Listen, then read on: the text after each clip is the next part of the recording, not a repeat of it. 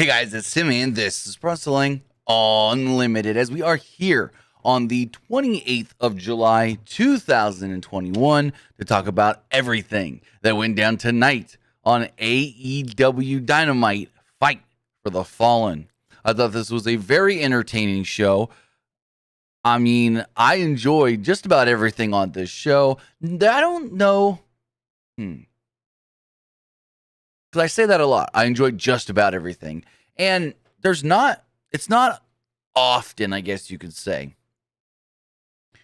that you watch a wrestling show and you like just everything. Now, there's those times when you get like a great AEW pay-per-view or you get a great NXT takeover where every match is really good. But it's not that often. You don't watch the weekly show every week for NXT or Raw, SmackDown, AEW and go, man, everything on this show tonight was good. So, yeah, I'm rambling a little bit. No need for that. I want to say thank you guys for joining me here. Twitch.tv/PWU Unlimited, YouTube.com/Pro Wrestling Unlimited, or if you're watching later on YouTube, podcast platforms all around the world. I appreciate it. Remember, if you are watching live on Twitch, you can help us out a couple of different ways, either by hitting that donate button down below or donating Twitch bits in the live chat. Also, remember, you can subscribe to the channel one of two different ways. You can subscribe on Twitch with a tiered subscription, just like Cold Cuts recently did, or you could subscribe with a tiered with Amazon Prime, because if you have Amazon Prime, then you have Prime Gaming, and Prime Gaming gives you one free subscription to any Twitch channel you want to subscribe to, and we'd appreciate it if you use that for us right here, Pro Wrestling Unlimited. On the flip side, if you're watching on not Facebook. If you're watching on YouTube, you can help us out with a super chat or a super sticker donation. All super chats do get read live on the air, and you can subscribe as a channel member as well by hitting that join button down below to get early access to news, early access to, exclusive news, early access to podcast, early access to non-news videos, and so much more. But with that, we've got AEW Dynamite Fight for the Fallen to talk about. And it kicked off with a huge 10-man tag elimination match. And this was interesting. Very interesting. Especially the entrances. So a Hangman video played after they did the intros of the show with Jim Ross, Caliber, and Tony Schiavone. A voiceover talked about Paige's cowboy spirit and camaraderie. Dark Order then got a special entrance here. Well, it was Paige and Dark Order. They were in this video. A special remix of Paige's theme was played. And they all came out on the stage. The lights went on either side. You saw 5 members in the Dark Order on either side. And then all of a sudden in the middle, boom, there was Hangman Page. And they all made their way down to the ring. They then all got on the apron or stood on the ringside area. And they did the whole, or Hangman with his, guns. So that was a cool little intro. And then we got the Elite. So the Elite got themselves a Michael Jordan 1998 Chicago Bulls, or anytime in the 90s really, Chicago Bulls style entrance that was really all the hype up. Well, Space Jam. This was for a Space Jam ad. The Elite came out wearing Elite Squad t-shirts, and they were basically knockoffs of the original Space Jam logo with the jerseys that said Toon Squad, but this said Elite Squad. And they all got special basketball entrances, making his way into the ring at 500 or 200 pounds. And they said, Kenny Air Omega. And then there was a basketball hoop at the end of the ramp, and they played "Y'all Ready for This?" Just like Space Jam. And they all dunked and whatnot on the hoop, and this was dumb, super dumb. Especially later when they used the hoop, and fucking Nick Trick Shot Jackson couldn't even dunk jumping off of the top rope. Like, here's the hoop, here's Nick. He goes, misses the dunk. Don't call him Trick Shot Jackson if he can't make the dunk. We'll talk about that here in a minute. But with that, Don Callis also joined commentary, as it was the Elite, Kenny Omega, Matt Jackson, Nick Jackson, Doc Gallows, and Carl Anderson. against Hangman Page, Evil Uno, Stu Grayson, John Silver, and Alex Reynolds. Xavier, we'll get to that. They said Tony Khan was making an announcement tonight, and it was Tony Schiavone. Hold on.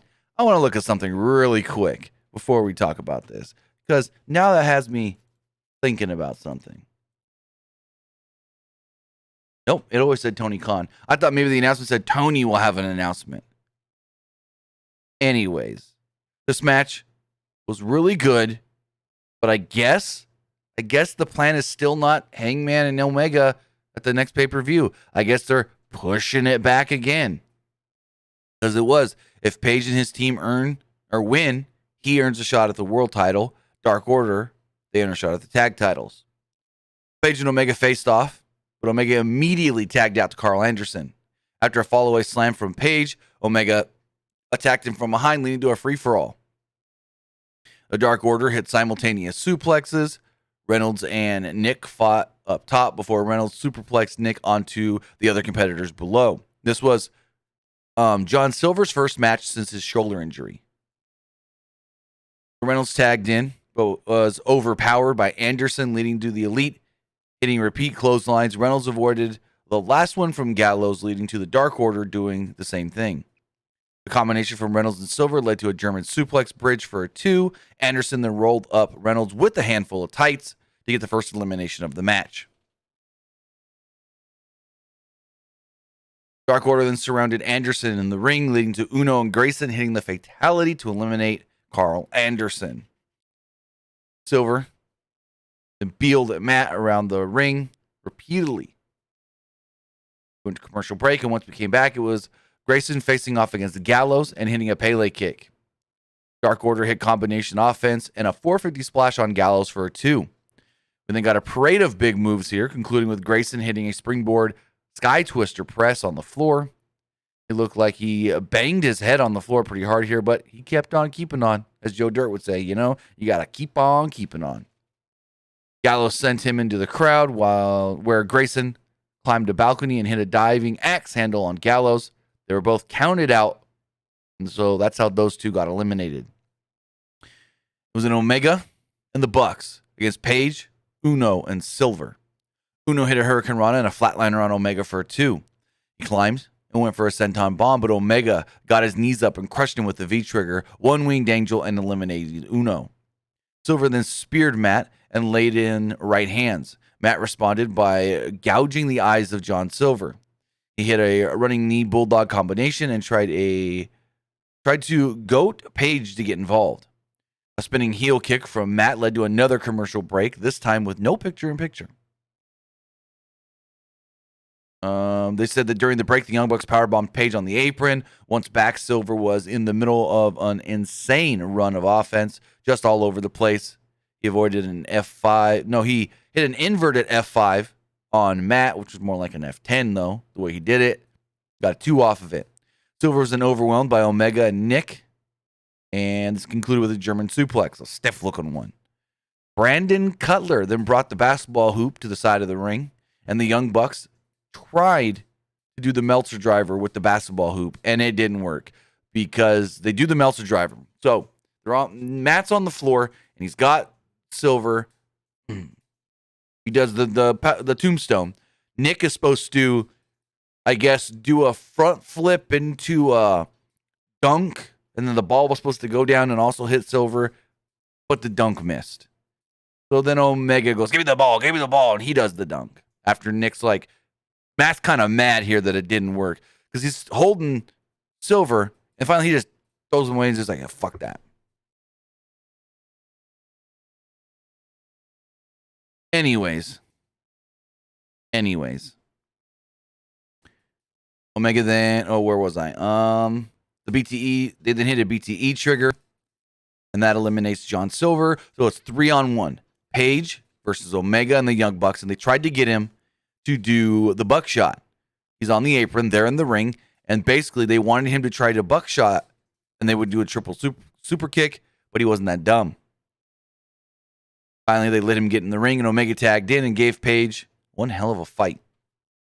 He spat in Paige's face and hit a V-trigger. Paige came back with a running uppercut, and the Bucks ran in with a double super kick, and then did it again with Omega as a third for a good near fall. Draping 450 splash was also done here. Paige avoided a V-trigger and flipped out of a German suplex attempt. He then dispatched both Bucks with a double buckshot lariat clothesline. He then hit an Orihara moonsault from the top rope to the floor on all three men.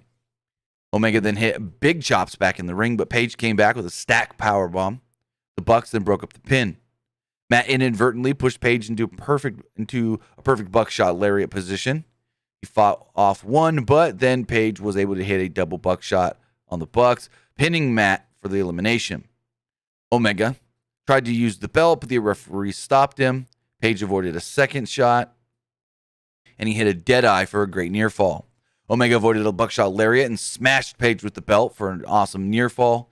2 V-triggers followed that up. 1 winged angel, bada bing, bada boom. Paige gets pinned. Paige cannot challenge for the title for the time being. We don't know exactly how long this you can't challenge for the title thing is going to go. But as of right now, he can't challenge for the title. And apparently, this also means he is no longer ranked number 1. Because later in the show, they said because of the loss, he has to give up the number 1 ranking. Now, I don't know if that was always the stipulation on the match or not. Because typically, tag team matches don't count towards the rankings, positive or negative. So I could have just missed it.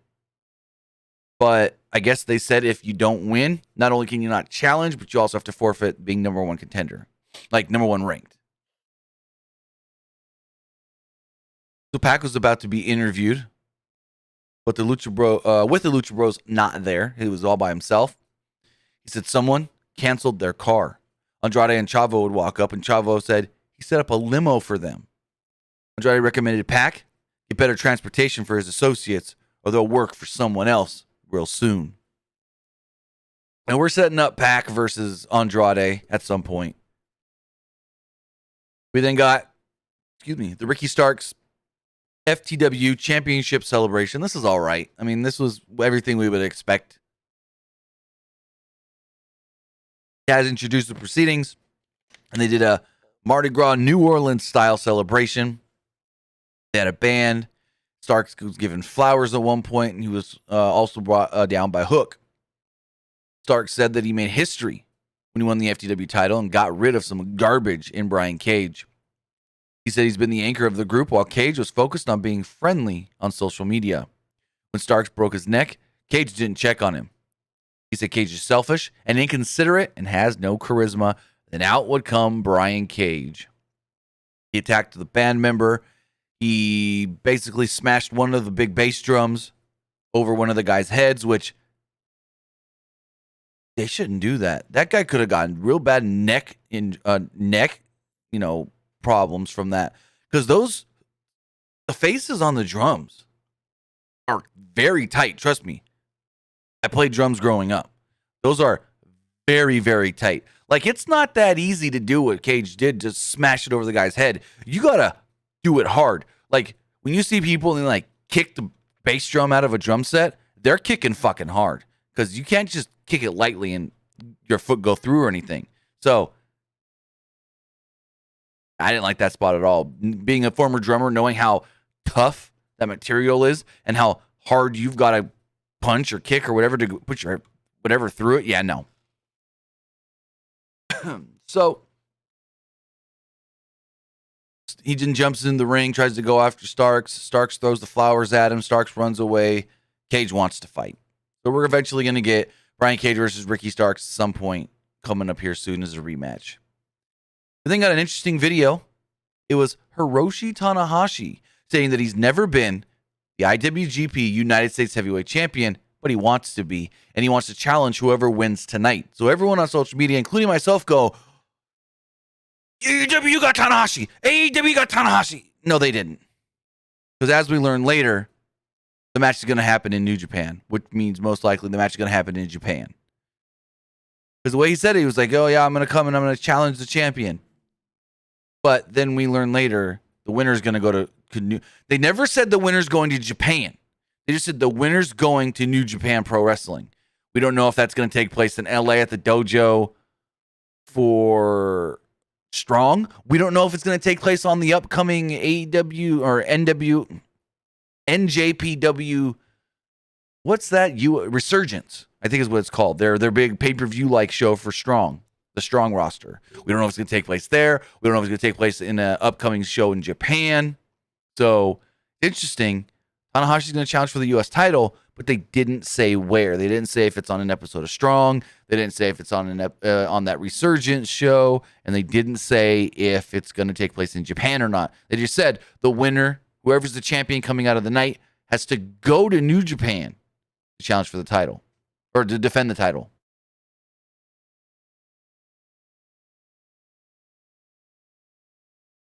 So going forward, NMD says the match is happening at Resurgence. Was that announced? Because they didn't say it during AEW. Let's see.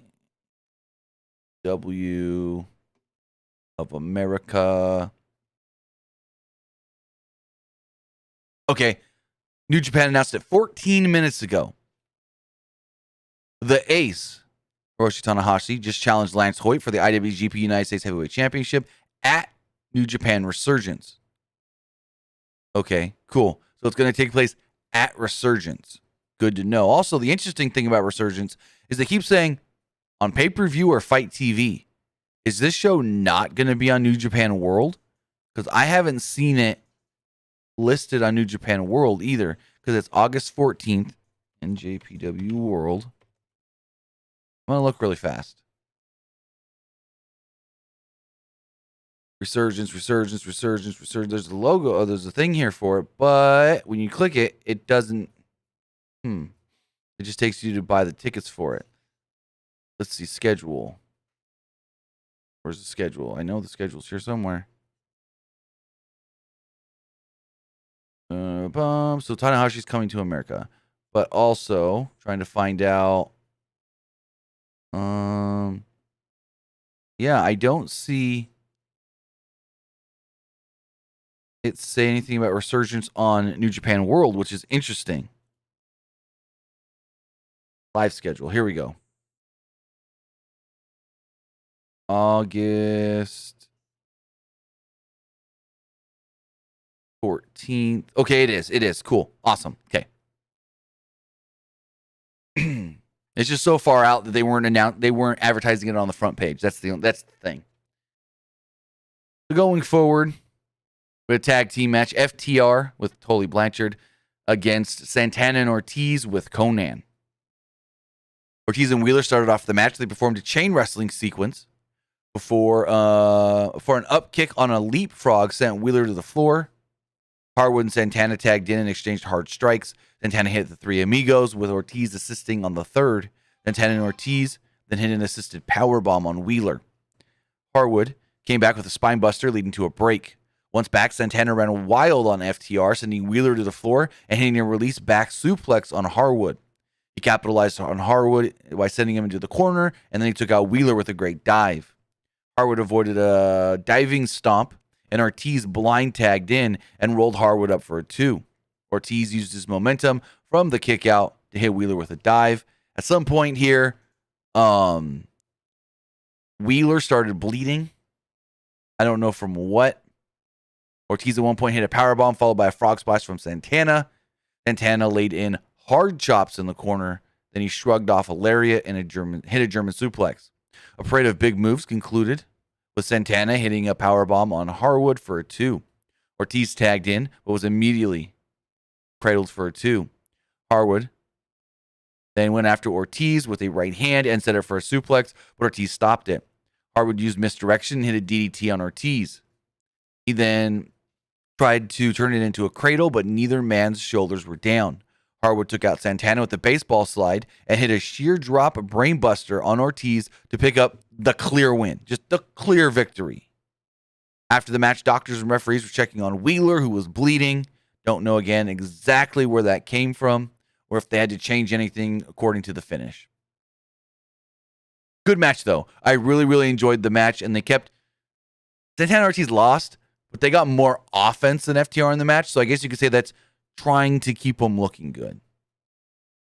In the back, Tony Schiavone interviewed Britt Baker and Rebel. Baker said that she managed to tap out Nyla Rose with a broken freaking wrist. And I go, oh no, don't do that. Just because he's from Pittsburgh and you're from Pittsburgh and you want it to, no. She even said it just like Kurt Angle. I made Nyla tap out with a broken freaking wrist. And I'm just like, no. Baker said that she and Rebel need extra help. They need someone to watch her back. She basically said Rebel ain't good enough. Rebel can't always watch my back at all times, so I need somebody else, and everyone is gunning for her. I don't know who this someone's going to be, but they're apparently bringing somebody to add them to this little group we've got with Rebel and Britt Baker. I think the two are perfect together. Please, we don't need another person. We don't need a third person at all. Then what was supposed to be Tony Khan making a big announcement, Tony Schiavone made a big announcement. Tony stated that the first episode of AEW Rampage will be on August 13th. But the following week, the second episode of AEW Rampage will be August 20th. And that show will be called AEW Rampage, The First Dance. And it will come to us from the United Center in Chicago, Illinois. And my first thought was, they're going to a 23,000 seat building for a 1 hour show that a lot of people already assume is just the extra show, the extra hour. Now, yes, it's taking place in Chicago, so there's got to be a reason why they want to go to Chicago, especially since 2 days prior, they're going to be in Houston, Texas for Dynamite. They're not even near Chicago. But then the big tease comes next. So Schiavone says the tickets go on sale Monday, and he cuts it, sends it to the back. He says Alex Marvez with Darby Allin and Sting. And Alex Marvez is like, coming up on August 20th is AEW Rampage, The First Dance from Chicago, Illinois. Darby, Sting, what do you feel about that show? And Allin said that AEW is where people come to prove themselves, even if you're considered the best in the world. Now, most thought that was him saying that he's going to fight CM Punk, that he wants CM Punk. That was them indicating, you may need to watch this Rampage episode on the 20th because that might be a CM Punk debut there. But then someone reminded me, which I don't think this is the case. I do think it's CM Punk. Daniel Bryan's ROH gimmick was that he was the best in the world. He used to get on that top rope during his matches and yell, "Who's the best in the world?" And the crowd would say, "You're." So, just saying, I think it's Punk, because why else would they be going to that big of a building in Chicago for Rampage? So, we'll see what happens. It looks like that could be the debut of CM Punk. I'm not going to say it is or try to speculate further because we don't know. As far as the Daniel Bryan thing, all things are indicating that he's not coming in until September. So, it's just an interesting thing. You know, CM Punk and WWE always call himself best in the world. Especially, he started that after being WWE champion. Anyways, but you got to remember, he wasn't the first to use that best in the world gimmick. Because Daniel Bryan used it as the American Dragon. Anyways.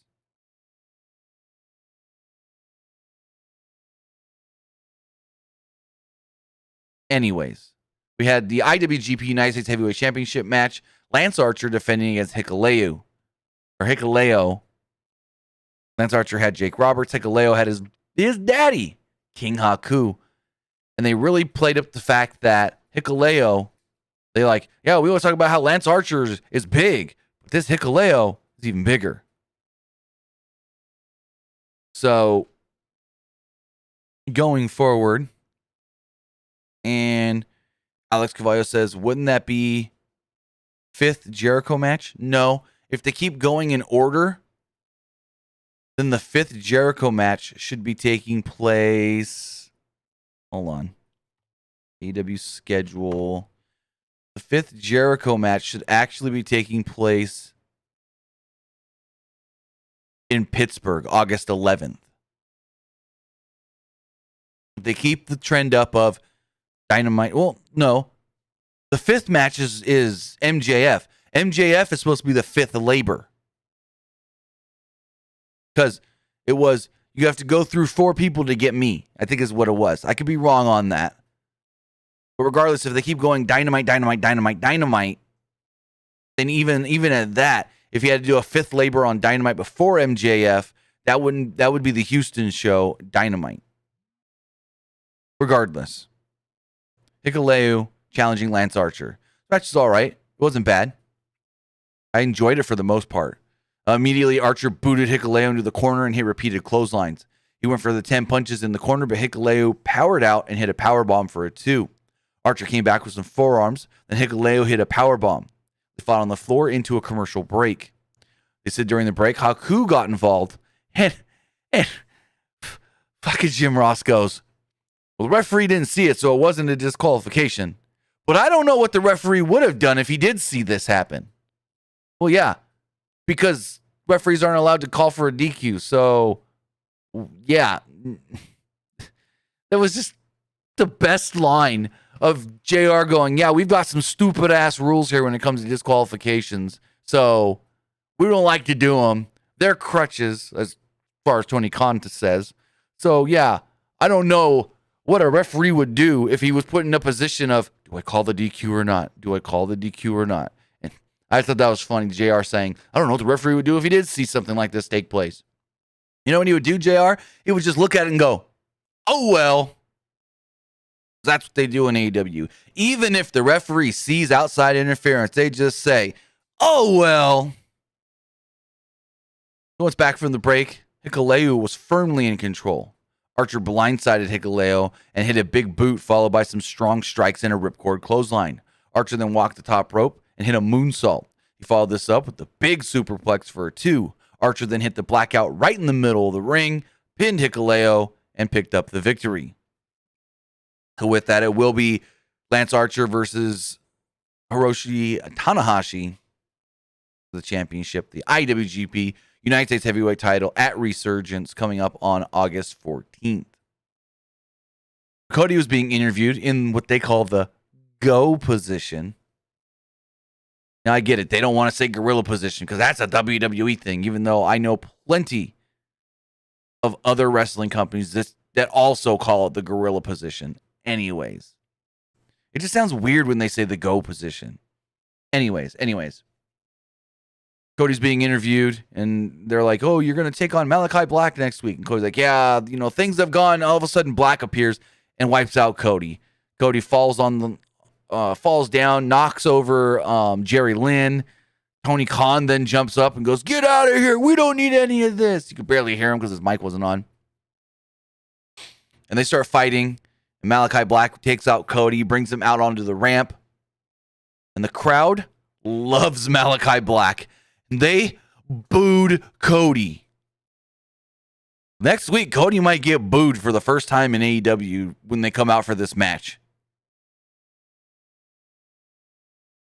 So Cody gets taken out on the ramp, and a bunch of guys come out to check on him. Top Flight, Fuego del Sol, a bunch of other guys.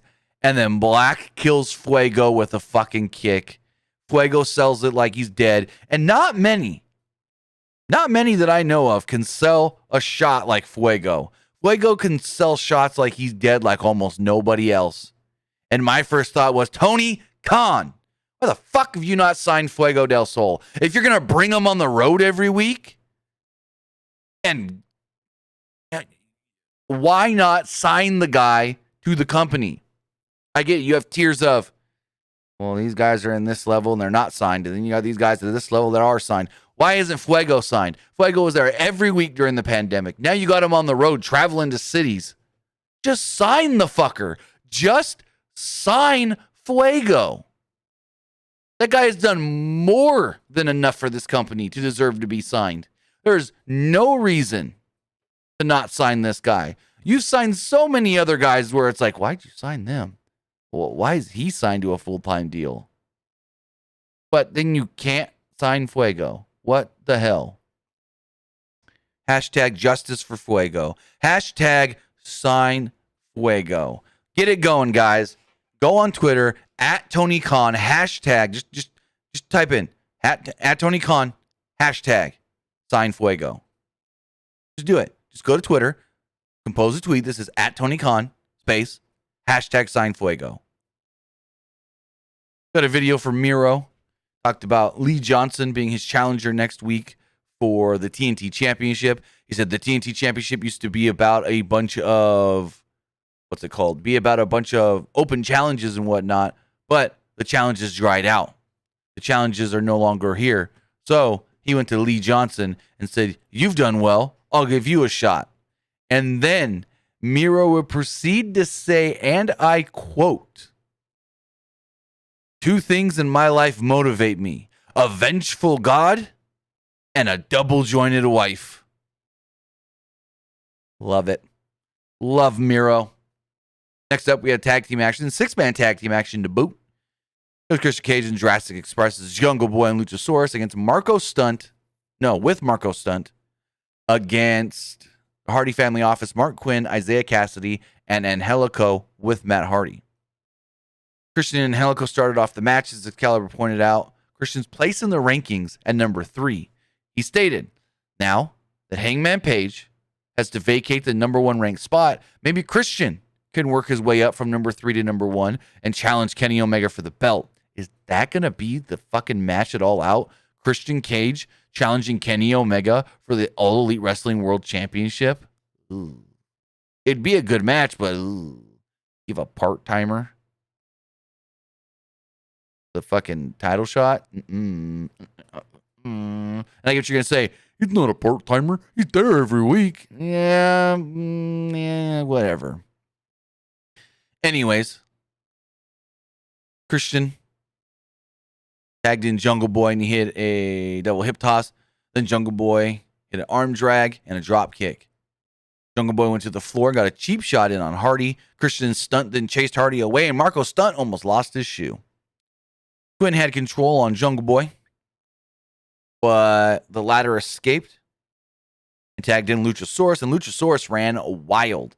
He hit a triple German suplex. Yes, he German suplexed all 3 guys at once, barely getting an Angelico over on it, though. Luchasaurus then went for a double choke slam, but Private Party backflipped out of it. They then fought out and took him down as well as Christian came back out. Jungle Boy hit his rebound discus lariat and took out Angelico and Quinn before a frog splash. Before a slam from Luchasaurus and a frog splash from Christian led to the victory. So Christian and Jungle Boy and a Luchasaurus pick up the win. After the match, the Blade would run out and he would attack Christian with brass knucks. One hard shot and then ran off. Matt Hardy came back out and said, "That's my guy. That's my guy." And so looks like, well, actually, it's not looking like, it's officially announced for next week, Christian versus the Blade, because the Blade is, quote unquote, the mercenary.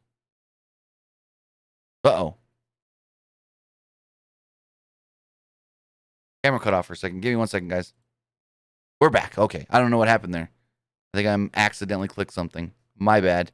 My bad. Give me 1 second just to double check it doesn't happen again. Camera's gonna click off and then click right back on for a second.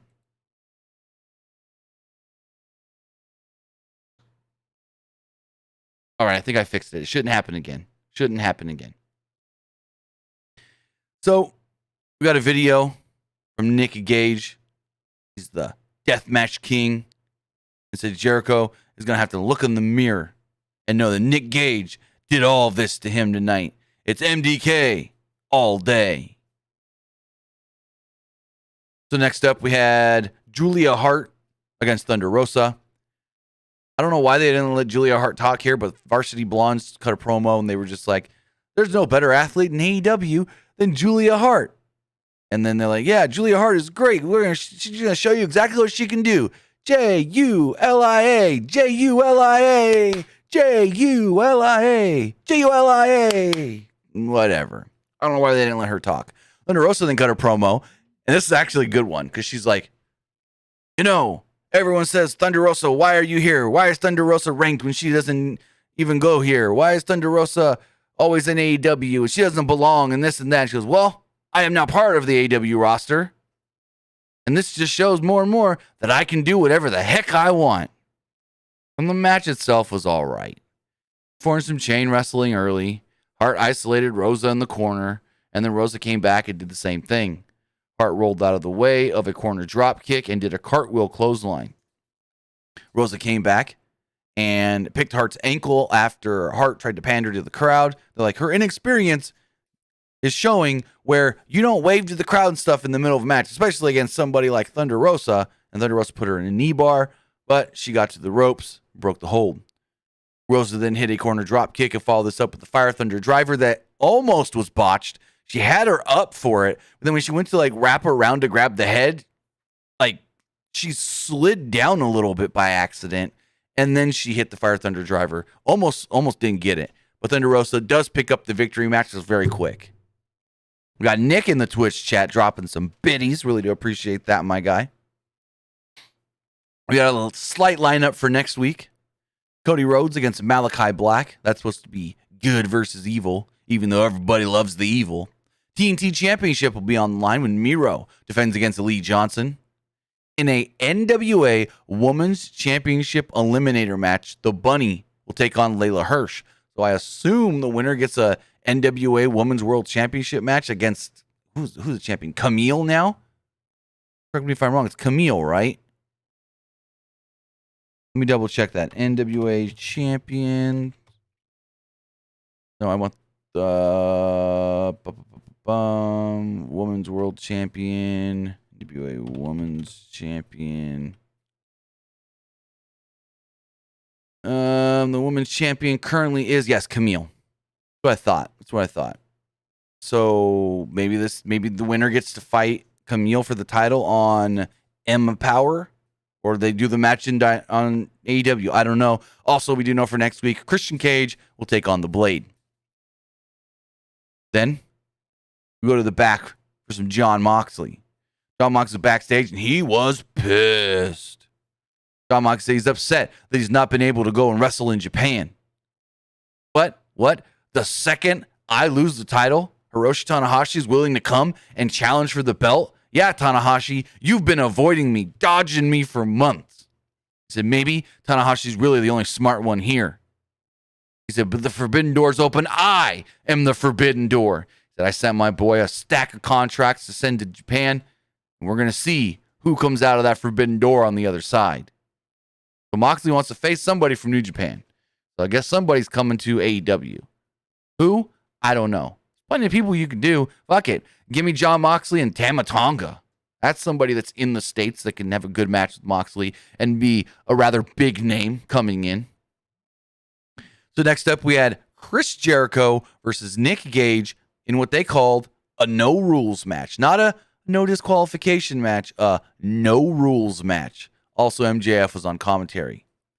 So the match immediately starts and fucking Nick Gage already got the pizza cutter out and he slices the arm of Jericho. Jericho's bleeding from his arm. Gage then hit a spine buster with the face wash. And out on the floor, Jericho sent Gage into the barricade. Back inside, Gage hit a superplex into... Gage did the fucking Seth Rollins spot. Superplex into a Falcon Arrow. Jericho then turned a running boot into a lion tamer. But Gage reached the ropes. And they're all on commentary. They're like, well, you know, it's a no rules match, so there's no rope breaks. And finally, Jericho just lets go. They fight to the floor, where Gage drove Jericho face first into the ring post. Gage pulled out some fluorescent light tubes from under the ring and placed them in the ring. Jericho then pulled out the baseball bat Floyd. So going forward, Jericho hit Nick Gage with the baseball bat as his face started to bleed. And I think the blood came from the shot where he took face first into the post, but I'm not 100% sure there. Gage then avoided a swing of the bat and hit a code breaker. He pulled out the pizza cutter again and carved Jericho's forehead. During commercial break, Gage brought chairs, a pane of glass, and more other things into the ring. He propped Jericho below the glass, but Jericho popped up and they fought on the top rope for a second before Chris Jericho hit a top rope Hurricane Rana to Nick Gage, sending Nick Gage flying through the pane of glass, and that pane of glass shattered almost perfectly. Like that glass couldn't have shattered in more pieces and spread the way it did more perfectly. Jericho went for a code breaker, but Gage caught him and planted Jericho into the glass with the spine buster. Gage then broke light tubes over Jericho's back. A straight pile driver onto the glass for a 2, followed that up. Gage then grabbed a shard of glass and stabbed it into Jericho's head repeatedly. At this point, I go, fuck, they're going all in. TNT, hopefully either A, they asked TNT and said, hey, is all this blood and violence okay? Or if they're just asking for grace afterwards. I don't know. Gage grabbed 2 bundles of light tubes. He was about to smash one over Jericho's head, but Jericho spat green mist into Gage's face. He then smashed the tubes over the head of Nick Gage and hit the Judas effect to pick up the victory. So the match ends, and MJF's pissed. He's like, no, that's crap. You know what? You're going to have a third labor. And just remember what you told me back in the day. And they cut to a clip from November 2019 where Jericho brought up, you were probably conceived after your parents watched me have a match with Juventud Guerrero 20 years ago. And he's just like, Hoovy? Who's Hoovy? And Jericho tells him, Google it. So MJF says, I did Google it. And next week, you're going to face off against the Juice, Juventud Guerrero. Or Guerrera. And that's how the show goes off the air. Jericho bloody in the ring, almost brought to tears, as he's told that he'll have to take on one of his early career rivals in Juventud Guerrera. I haven't seen Juventud wrestle since 2018. So this is going to be interesting. This is going to be very interesting to see how this match goes down. Because Jericho is still great, but he's not the Jericho of the 90s doing fucking lucha cruiserweight stuff. And again, I haven't seen Juventud wrestle since like 2018. I think I said 2008 earlier, but it's been 2018. So we'll see how this match goes. I do want to say thank you to Jack Dawson for the super sticker donation, but we'll see how this match goes. It's a very interesting matchup. And then Jericho will win, and then he'll get a 4th labor. We don't know who that's going to be. And again, I think the 5th labor would be MJF, but I could be wrong on that. But with that, that was AEW Dynamite Fight for the Fallen. A pretty good show overall. But now I want to know what you guys think. Remember, if you want to be part of the show, you can do so by texting in to 510-906-1341. Again, that number is 510-906-1341. But first off, let's check the polls. Check them polls. On the Twitch poll, 83% of you liked tonight's AEW Dynamite or Fight for the Fallen. 17% thought it was just all right. As far as the YouTube poll does go, 78% of you liked the show, 11 thought it was all right, and 11 didn't like it. As far as the text messages do go, we got a number of them. First it says, do you see anybody beating Britt Baker for the AEW Women's World title at the next AEW pay-per-view? No, I don't think Baker loses that title at all out. First it says, who do you think needs to win more, MJF or Chris Jericho? MJF, but the way this feud is going, I think Jericho wins in the end. I think MJF should win it to start his build towards going for the title. But in the way it's all been laid out, I think Jericho wins. It says, who do you see challenging the Young Bucks for the AEW Tag Team Championships and TNT Champion Miro? Well, Miro's getting challenged by Lee Johnson next week. Of course, Lee Johnson ain't winning, but whatever. As far as the tag titles, FTR, they beat Santana Ortiz, and they were, high-ranked teams. Let's see. Who are... Let's check the rankings really fast on that one. AEW rankings. And where are they? Come on. They're always hard to find. AEW rankings. I think I got them. Rankings. Is this for this week? Yeah, this is from today. As far as the tag team rankings do go, number 1 ranked tag team is the Varsity Blondes, but I believe they've lost recently to the Bucks. The Acclaimed are ranked number 2. Private Party ranked number 3. FTR 4th. Santana Ortiz 5. FTR will probably stay at 4 with the win, but they could go up to 3rd. We'll see how it goes. I think FTR should challenge. We'll see. Versus says the show was meh, but the main event was great. So much nonstop action. I'm excited to see what other things Jericho will do in the Labors matches. Well, also the thing I forgot to mention, in the match next week, MJF stated the only way Jericho can win is by winning from a move off the top rope. So Jericho's got to do some sort of like moonsault or something, as far as he's got to use a top rope maneuver to pick up the victory. Thanks to Jack Dawson for also the Twitch bits. Really appreciate that. It says Tony Khan obviously doesn't want the CM Punk signing to be subtle. Sure are making it known to us. Darby promo, Young Bucks using his running knee bulldog move. Well, Bucks have been doing that forever, so that's nothing new with the Bucks. It says, did you see the rankings on the AEW Twitter account? Like, are there new rankings or something? Because I was looking at rankings from this morning. And, let me see. I mean, unless there's something. Let's go AEW. Let's just see. Maybe did they update rankings since the show or something?